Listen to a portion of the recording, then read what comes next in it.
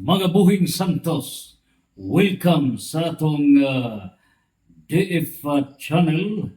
Niyo po na Dr. DF Researcher, author, and Juris Doctor. Ang itong pag-isgutan karon public debate. A challenge for all the senators of the Philippines and all the congressmen in the lower house of the Philippines for a public debate on the issue, resolved to abolish, repeal the EVA law.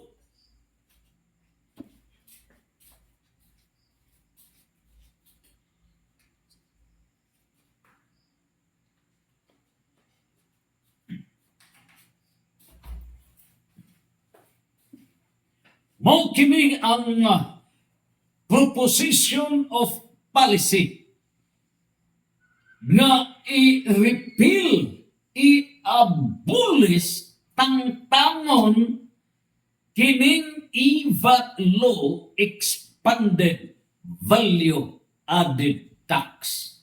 Bungkagon kini. Nang karon, unsa ba kining expanded value added tax? Pursuant to Republic Act number 7716 as amended by Republic Act number 11976, ease of paying business taxes. Kini karon nga expanded value added tax kung EVA law, kinsa ba ang tinuod nga mobayad ini? And mind you, this is an indirect tax. Nganong gitawag kini siya og indirect tax? Tungod kay ang direct nga mobayad niini, mauman ang mga negosyante. Ang gi-addressan niini, mao ang kadtong nag-engage sa trade or business. In other words, dunay negosyo o pamatigayon. Nang karon, included niini tanang klase sa sales pamaligya. So, niini putuha, apil niini ang pagpamaligya sa oil, fuel, kini mga gasolina, tanan.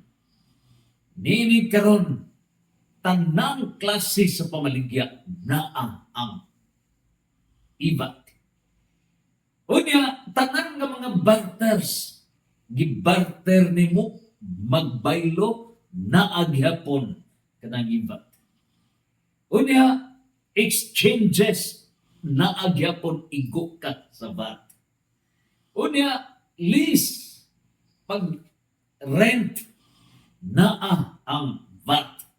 Tanang nga mga serbisyo, igo gihapon yan ang VAT value added tax. And it is expanded, kay gi-expand kini para horigo todo ang pag-impose niini. So, what gyud kalutsan ang atong mga kaigsunan. Karon, kinsabay mo bayad niini? Ang mubayad niini kadto mga negosyante. So direct nila na insofar as the businessmen are concerned. Pero ngano ba nga gitawag man kining indirect tax if ang mubayad niini mga negosyante? Gitawag na siya indirect tax because kini karong 12% nga gi-impose sa matag goods o service, gipatungan na added value added. So pilay value, for example, kinig baso, kung ang value ni ini is 25 pesos, punaan na og 12% ining 25 pesos. So kanang 12% nga gi-add ni ini, ang mubayad ni ini mao ang gabaligya. But ang pangutana, ang gabaligya ba'y mo suffer? No. Kay ang 25 pesos plus 12% niini giad ka na ug ang mobayad niini mao ang consumer. Mao'y mobayad ang konsumidor. Kinsa ba ang konsumidor? Ang people of the Philippines. So niini putuhan gitawag ng indirect tax. Kay dili man kita mo'y direct nga mibayad niya na sa BIR. Kundili ang mga negosyante, pero gikulik gikanato nga katawhan. And that is indirect tax. Karon, apil ng mga imports, expanded value-added tax, tanan nga mga goods, tanan nga mga services, naa na ang added tax panahon ni Gloria Arroyo. So, niinig putuha karon ato ng kwintahon. Kwintahon na to, pila ka, no? Ang nakolekta sa BIR, pila ka, no? Nakolekta ni tanan. It involves sa mga sales, barters, exchanges, lease, niinig tanan sa goods and services. Karon ang pangutana, pila ka ang ilang nakolekta? Mo estimate ta? Kung musakay ka, naanay value added. Mukaon ka, naanay tanan nga imong mapalit, naanay value added tax. Bisan unsa, kugmo lang wa imapel. Kuha kang kugmo ni awa na mapil ba? Kana tayo wa mapil. Now, niining putuha karon, unsa pa mahitabo niini? So, sa 117 million Filipino people, 117, pila kay makonsumo karausa na to? Mukaon ta, matag usa, pamahaw paniudto panihapon, na pay snacks, mo minimum lang karaw og 200 pesos per day. Ibutang ta naman ka ng 200 pesos, minimum na, apil na ang iyang pagtiti, which is so minimal. Kay muplakaw ka, in a day, mugasto ka ng 200, 300, 400. So ibutang ta naman, this is most minimal. Nga ang imong pagkaon for one day, 200, include na nasa bayad sa electricity, bayad sa internet, include na, which is very minimal. So, tugot limbong lang na ini. When in reality, kung tanawag yun na sa budget, matag sa tao, mo-allocate yun ta o 200 to 500 pesos, more or less, karausa. So, ano lang ta sa minimal lang ta para makuha na to, kay wait, para minimal lang ta, but it is 200 to 500 or more na makonsumo per person. So, ano lang ta sa minimal? Now, if 200 pesos ang makonsumo sa tao, apila yung travel, ibutan mo, di siya travel, ibutan naman nationwide. Okay. Pila may 12%. Niini karon na 200 pesos, it's 24 pesos. 12%. In other words, per day, mubayad ang matang Pilipino og minimum of 24 pesos nga kita mao'y gidutan sa matang makaon nato, matang konsumo nato per day, lokaw, etc. Minimum ta 24 pesos. Ngadto na sa 100, 200, etc. per day. Minimum ato binta. 24 pesos. I-multiply na to na sa 365 days. Ang result niya na matang Filipino muhatag ta og 8,760 pesos nga value added tax ngadto to minimum. Karon i-multiply na to ni 117 million ka mga Filipinos. In other words, ang supposedly, ideally, minimum nga mag-collect sa BIR, yan ang value-added tax. Supposedly, minimum is 1 trillion billion 920 million pesos o 1.02 trillion pesos. Supposedly, minimum on honest to goodness ang pagkolekta niya ng gitawag o value added tax. Minimum na nakunta. Pero, pag sana, discovery, pila man di ay nakulikta sa BIR.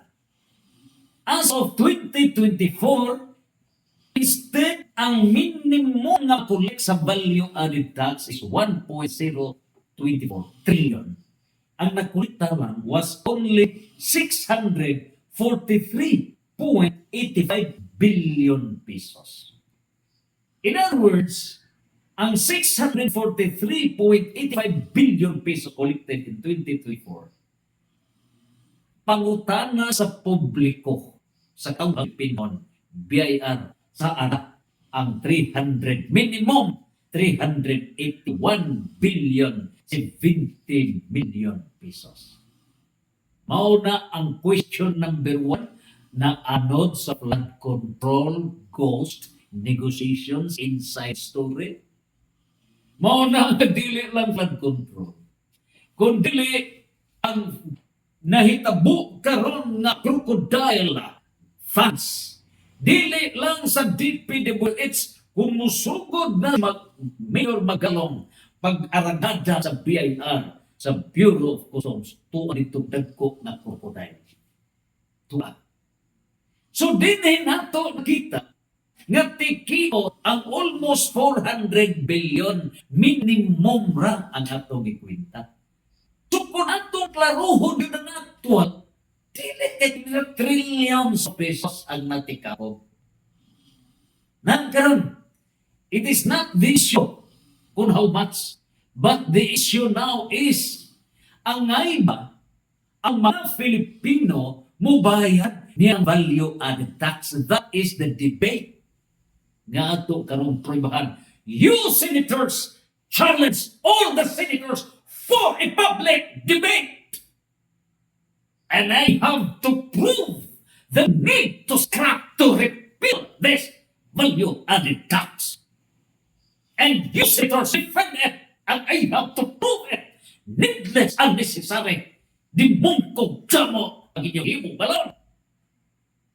Unipublic Act 7716, Unipublic Act number 11976 on the value and tax. Solambaw jamo! Solambaw against the public interest, against the public welfare of the Filipino people. Irresponsible legislation, tanong-tanong.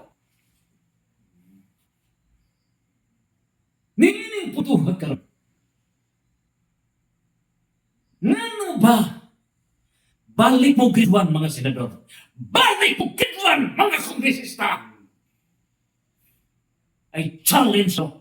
Balik mo gitwan.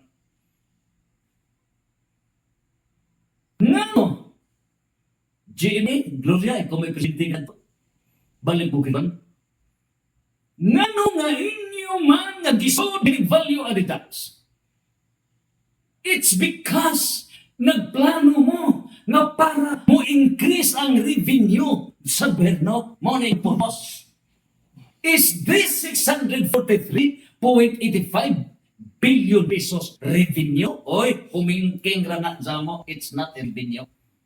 Itande sa totality sa expenses, di mungkog mo, bugo mo, bugo mo.